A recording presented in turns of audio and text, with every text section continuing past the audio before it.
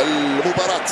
هايله الكرة من هنا عن طريق اللاعب فيرمين لوبيز، ترجع له مرة ثانية من عند توريس على الجهة اليسرى. من هنالك خروج المدافع إينيغو مارتينيز لغوندوغان هاي صعبة، غوندوغان الاستناد على توريس وطير جول.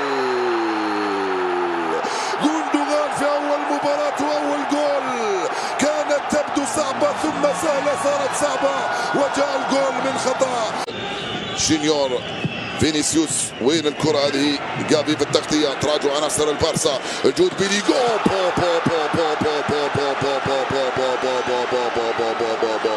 جول ولا أروع من بيليغام.